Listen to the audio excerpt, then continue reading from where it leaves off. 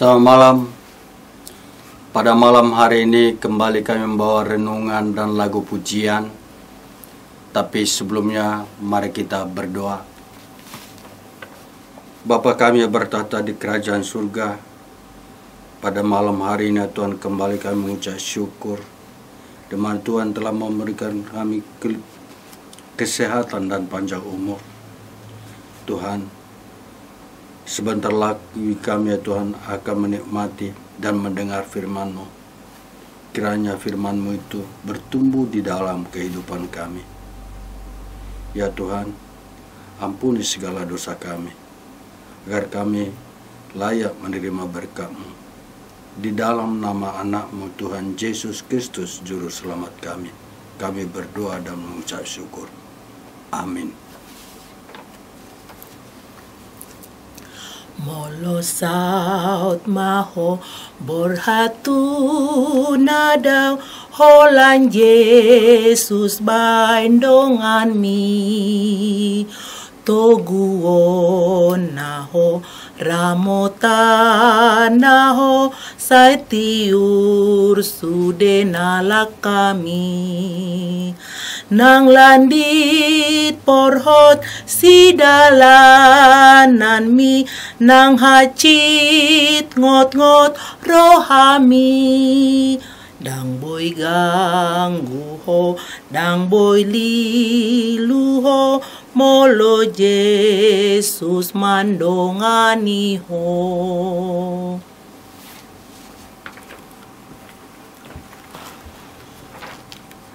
Saudara yang terkasih, malam ini saya akan membawa renungan dari Lukas 22 ayat 42. Firman Tuhan mengatakan, "Ya Bapakku, jikalau engkau mau, ambillah cawan ini daripadaku. Tetapi bukanlah kehendakku, melainkan kehendak-Mu lah yang terjadi." Yang menjadi topik malam hari ini adalah jadilah kehendak-Mu. Saudara yang terkasih, tentunya dalam perjalanan hidup ini kita semua pernah mengalami kekecewaan. Entah itu gara-gara kegagalan usaha, percintaan yang gagal, janji teman yang tidak terpenuhi, atau acara keluarga yang terpaksa dibatalkan. Semua orang pernah mengalaminya. Pada umumnya, kekecewaan kecil tidaklah sulit untuk diatasi, karena itu gampang dilupakannya. Dalam kehidupan dalam rumah tangga juga sering terjadi ketidaksepahaman atau pertikaian dengan anak, suami, istri, atau orang tua yang membuat kita merasa kecewa. Kekecewaan atas diri sendiri ataupun atas diri orang lain yang sering terjadi sedemikian rupa, sehingga orang mempunyai luka hati atau ketidaknyamanan yang dalam.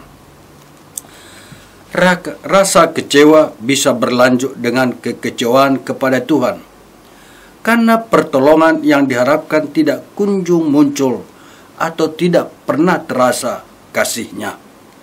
Hal ini banyak di antara kita sebagai umat Kristen yang mundur dalam imannya dan meninggalkan Tuhan karena kekecewaan hidup.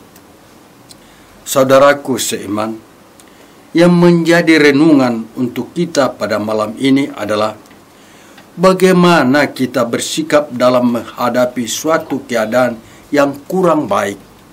Bagaimana kita tidak boleh kecewa kepada Tuhan karena kita tidak mengerti apa yang dilakukannya dalam hidup kita. Bagaimana kita menghadapi situasi pandemi saat ini yang membuat rencana hidup kita tidak tercapai. Mari kita lihat pergumulan dan penderitaan Yesus di Taman Getsemani ketika menyadari bahwa waktunya sudah dekat untuk disalibkan. Ia menyuruh murid-muridnya untuk berdoa, tetapi apa yang dilakukan Yesus justru menjumpai mereka semuanya tertidur tanpa mengingat pesan Yesus untuk berdoa. Lukas 22 ayat 45 mengatakan, lalu ia bangkit dari doanya dan kembali kepada murid-muridnya, tetapi ia mendapat mereka sedang tidur karena duka cita. Di sini kita dapat melihat dengan jelas bahwa Yesus tidak kecewa melihat murid-muridnya tertidur pulas. Yesus tahu muridnya lemah. Kalaupun ia kecewa, ia tidak menunjukkannya. Sebaliknya, apa yang keluar dari mulutnya adalah nasihat yang cocok untuk orang yang lelah, berduka dan kecewa dalam hidup mereka, yaitu katanya kepada mereka, mengapa kamu tidur? Bangunlah dan berdoalah, supaya kamu jangan jatuh ke dalam pencobaan. Lukas 22 ayat 46. Dari kisah ini, kita dapat memahami barang siapa yang jauh dari Tuhan akan mudah jatuh ke dalam kekecewaan.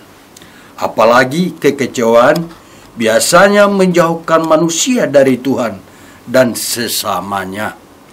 Seperti Yunus yang kecewa karena hal-hal yang berada di luar kuasanya. Saudaraku, kekecewaan dan kesedihan adalah lumrah untuk manusia. Tetapi jika kita yakin bahwa Tuhan tahu apa yang terjadi dalam hidup kita dan Dia adalah Tuhan yang Maha Kasih, beban kita akan bisa menjadi jauh lebih ringan. Apa yang diucapkan dalam doa Yesus di Taman Getsemane bisa menjadi sumber kesabaran dan kekuatan kita dalam menghadapi segala persoalan hidup. Doa ini jugalah yang bisa menghilangkan kekecewaan kita di masa sulit sekarang ini. Kita berdoa, ya Bapakku, jikalau Engkau mau, ambillah tantangan kehidupan ini daripadaku, tetapi bukanlah kehendakku, melainkan kehendak-Mu yang terjadi. Amin. Tuhan memberkati. Mari kita berdoa. Terima kasih ya Tuhan atas firman-Mu. Tuhan telah mengingatkan kami agar kami jangan kecewa dan jangan hilang kepercayaan kami, terlebih di dalam menghadapi masa-masa saat ini dalam dunia ini, khususnya di dalam negara kami yang mengalami COVID. Tuhan, ajari kami untuk lebih bersyukur kepadamu. Ya Tuhan, sebentar lagi kami akan tidur. Kiranya Tuhanlah yang melindungi kami. Ampuni segala dosa kami, agar kami layak menerima berkat-Mu. Terima kasih ya Tuhan. Amin.